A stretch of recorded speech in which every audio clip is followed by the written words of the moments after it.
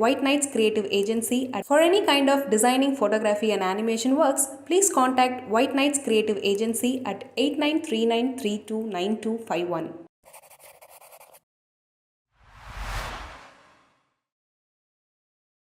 அனைவருக்கும் இனிய மாலை வணக்கம். எஸ்ராவுடைய சிறுகதைகள், ஐ திங்க் தாவரங்கள் உரையாடலிருந்து கொரில்லா சிகரெட் பிடிக்கிறது வரைக்குமே தொடர்ந்து அவருடைய சிந்தனை எப்படி இயங்குகிறது என்று அருகிலிருந்து பார்க்கக்கூடிய ஒரு நல்ல வாய்ப்பு எனக்கு காலம் வழங்கி இருந்தது. அவர் துணை எழுத்து எழுதுறதுலேருந்து, நாவல் எழுதுறதுலேருந்து, லேப்டாப்பில் கம்ப்யூட்டரில் அவர் அடிக்கிறப்ப பக்கத்தில் இருந்து பார்க்குற ஒரு வாய்ப்பு இருந்திருக்கு.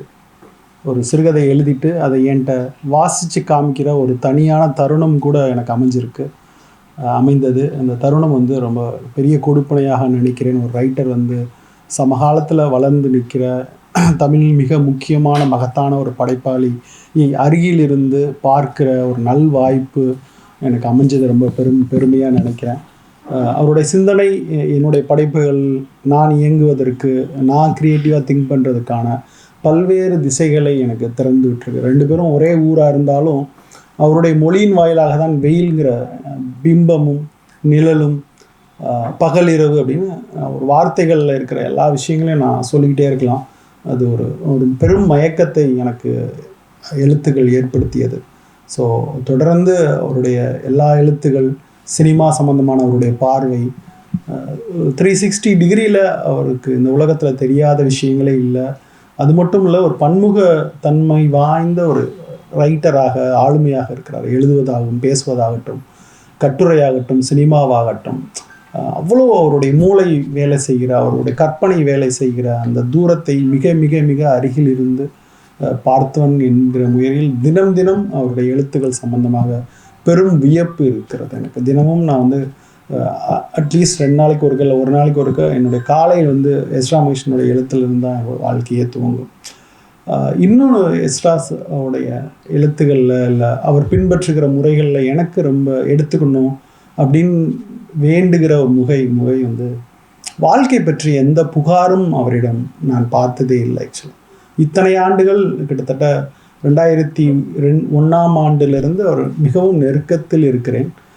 அவர் வாழ்க்கையினுடைய சிக்கல்கள், பல்வேறு விஷயங்கள் எனக்கு நெருங்கி தெரியும்.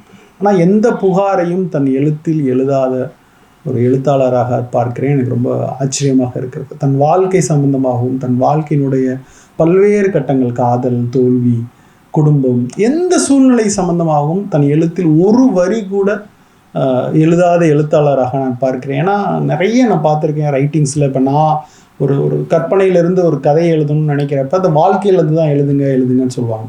ஆனால் அவருடைய எழுத்தில் அவர் வாழ்க்கை ஒரு துளி கூட பதிவாகவில்லை. அவருடைய ஊரே வேம்பூர் அப்படின்னு தான் பதிவாயிருக்கு.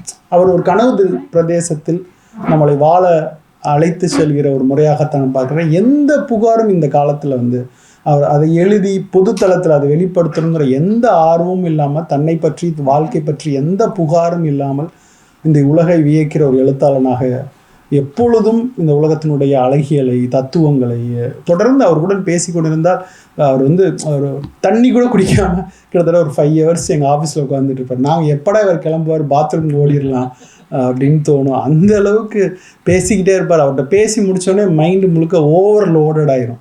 அப்படியே தூங்கினா நல்லாயிருக்கும் அப்படின்னு தோணும். கிட்டத்தட்ட ஒரு 10 நாள் ஆகும் அவர்கிட்ட பேசினதை நம்ம டேகனைஸ் பண்ணி, இதைத்தான் அவர் சொல்ல வர்றாரு அப்படிங்கிறத. சமீபத்தில் கூட இந்த வேர்ல்டு ஸ்மூத்னஸை நோக்கி போய்கிட்டு இருக்கு அப்படின்னு ஒரு ஃபிலாசபி பற்றி சொன்னார்.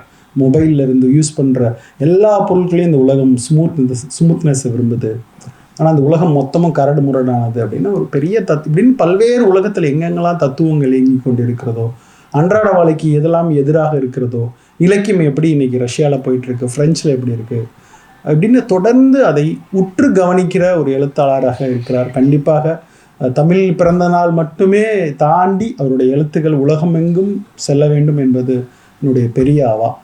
எனக்கு தெரிஞ்சு முதல் முறையாக அவருடைய புத்தகங்கள் மழையில் நனைந்த போது, இந்த வெள்ளத்தில் அடித்து சென்ற போது அவர் எழுதின முதல் பதிவு என்பது எனக்கு தெரிஞ்சு இந்த வாழ்க்கையில் முதலாக இதை பொது வாழ்க்கைக்கு எடுத்து செல்ல வேண்டும் என்ற இந்த பதிவு நான் ஊரில் இல்லை, அந்த நேரத்தில் அவர் ஃபோன் பண்ணி என்ன செய்யலாம் பாலன் அப்படின்னு தவிச்ச தவிப்பு எனக்கு தெரியும்.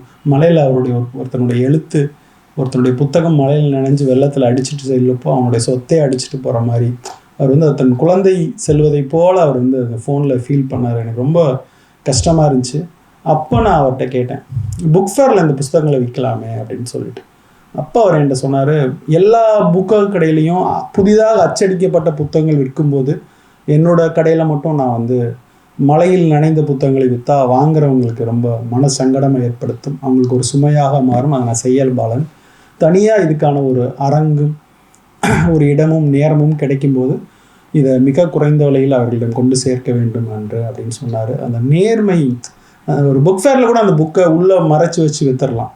எப்படி ஒரு அரிசியில் கல்லை கலந்து விற்கிற இந்த சமூகம் போன்று இல்லாமல் ஒரு எழுத்தாளன் இந்த சமூகத்துக்கான ஒரு முன்னுதாரணமாக திகழ்கிறான்ங்கிறதே ரொம்ப ஆச்சரியமாக இருக்குது. இதெல்லாம் தான் எழுத்தை தாண்டி நான் அவரிடமிருந்து நேராக நிறைய விஷயங்களை கற்றுக்கிற ஒரு எமோஷனான ஒரு மொமெண்ட்டாக இருக்குது.